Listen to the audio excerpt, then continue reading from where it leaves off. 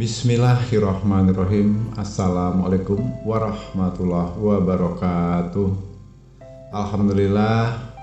Alhamdulillahirrabbilalamin. Puji syukur kita sampaikan kepada Allah Subhanahu wa ta'ala, yang mana pada kesempatan kali ini kita bersyukur masih dapat berjumpa kembali di channel Jalan Surga ini, tentunya dengan masih diberikan kesehatan baik secara lahir maupun batin, dan semua kenikmatan serta karunia-Nya tak kurang dari suatu apapun. Amin, amin ya robbal alamin. Tak lupa juga seperti biasanya, sebelum kursi dilanjutkan, untuk lebih dahulu marilah sama-sama kita menyampaikan salawat dan salam tentunya hanya kepada beliau, junjungan kita baginda Rasulullah Nabi Muhammad SAW, yang mana sama-sama kita ketahui berkat beliaulah kita semuanya, khususnya umat muslim dimanapun saja berada, telah dikeluarkan dari alam kegelapan dan telah menuju alam nur atau cahaya seperti apa yang kita rasakan saat ini. Amin, amin ya robbal alamin. Allahumma sholli ala sayyidina Muhammad wa ala ali sayyidina Muhammad.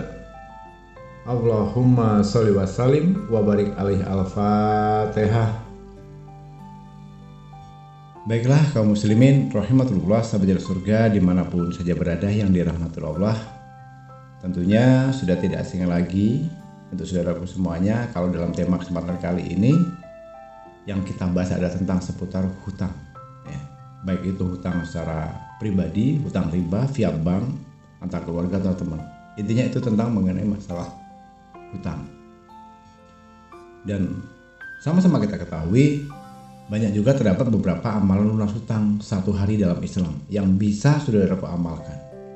Nah, karena apa? Hutang adalah sesuatu yang wajib dibayarkan sesuai dengan kesepakatan atau perjanjian dengan orang yang dihutangi. Nah, dalam hukum Islam sendiri pun tidak melarang untuk berhutang. Bahkan Rasulullah SAW itu pun beliau pernah berhutang saat menghadapi keadaan yang mendesak. Nah, tapi ya meski demikian perlu diingat bahwa perilaku berhutang jangan sampai menjadi suatu kebiasaan. Tak perlu berhutang apabila tidak benar-benar dalam kondisi emergensi atau darurat atau memang benar-benar dibutuhkan. Ya sudahlah, apabila memang sudah terlanjur berhutang, dianjurkan untuk melunasi hutang tersebut tepat waktu, karena orang yang lalai membayar hutang di dunia akan terus merugi sampai kiamat ya.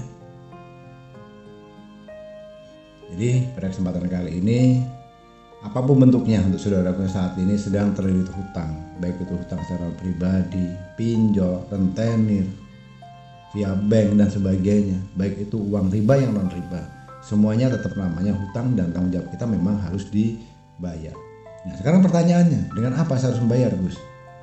Bekerja, gaji saya sudah habis, bahkan tidak cukup, minus. Berjualan, gak laku. Jual aset, juga gak ada yang mau. Bahkan bisa jadi saat ini sudah sering terjadi, yang punya kendaraan disita, punya rumah disita, aset disita, disegel oleh pihak bank dan sebagainya. Kurang apa kita? Apakah kita lalai? Tidak berusaha? Sudah. Namun faktanya, realitanya tetap saja tidak bisa membayar. Dengan segala cara, berikhtiar, berdoa, wirid, zikir, minta bantuan dari tokoh spiritual sudah. Dengan setelah saudaraku menemukan video dan audio ini, ini bisa jadi adalah solusi untuk saudaraku semuanya ya. Jadi tolong disimak baik-baik. Sebelum bagus dilanjutkan, akan ada lebih baiknya khususnya untuk para pendatang baru yang baru menemukan video ini dan bergabung di channel Jalan Surga ini supaya lebih afdol, lebih syah, lebih mustajab nantinya. Silahkan untuk terlebih dahulu menekan tombol subscribe dan bagikan video ini sebanyak-banyaknya. Jika dirasa masih ada kurang paham, nanti bisa konsultasi langsung ke nomor WA Bang Gusli yang tertera di bawah video ini. Nah, insya Allah nanti akan memberi respon pada waktu dan kesempatan yang berbeda ya. Jadi kalau kita saat ini sedang terjerat hutang dan ingin segera melunasinya, pada kesempatan kali ini beberapa amalan lunas hutang 1 hari yang bisa saudaraku jalani sembari terus mencari rezeki untuk membayar hutang tersebut ya. Yang pertama, bisa dilakukan dengan sholat malam. Sholat malam adalah sholat lunas hutang 1 hari. Yang pertama, saudaraku bisa lakukan sholat malam adalah upaya seseorang hamba untuk meminta pertolongan dan perlindungan kepada Allah Subhanahu wa taala. Jangan sampai saudaraku lalai membayar hutang, karena perkara hutang piutang akan terus mengikuti bahkan sampai saudaraku meninggal nanti. Ya.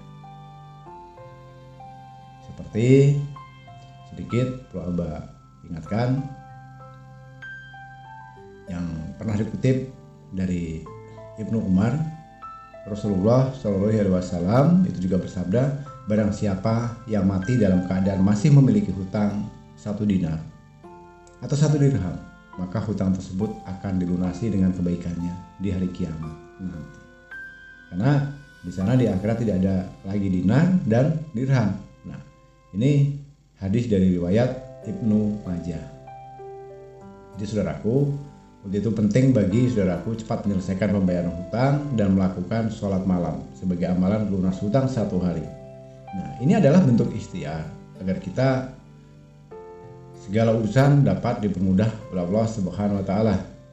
Nah, sholat malam yang dimaksud adalah sholat hajat yang merupakan amalan sunnah. Jika ingin hajatnya dikabulkan, sholat malam berupa sholat hajat ini tentu tidak akan serta-merta membuat hutang saudara lunas dalam sekejap. Nah, itu yang harus dipahami ya, dalam sekejap.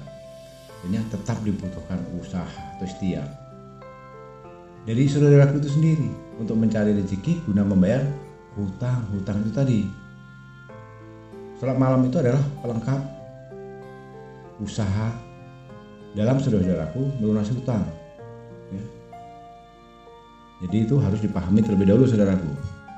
Nah, metode yang kedua yang selalu Abah Gus anjurkan akan lebih bagus lagi, amalkan amalan yang Abah Gus sampaikan ini. Sesibuk apapun, seberat apapun, serepot apapun, lakukan secara istiqomah setiap pagi dan sore hari. Artinya pagi itu akan lebih bagus sebelum matahari terbit, dan sore harinya sebelum matahari terbenam. Nah, artinya sebelum matahari terbit kita mengamalkan, sebelum matahari terbenam pun kita sudah mengamalkan. Nah, apa yang harus diamalkan? Nah, setiap kita selesai melaksanakan ibadah sholat subuh, itu baca surah Qul-Hu atau Al-Ikhlas.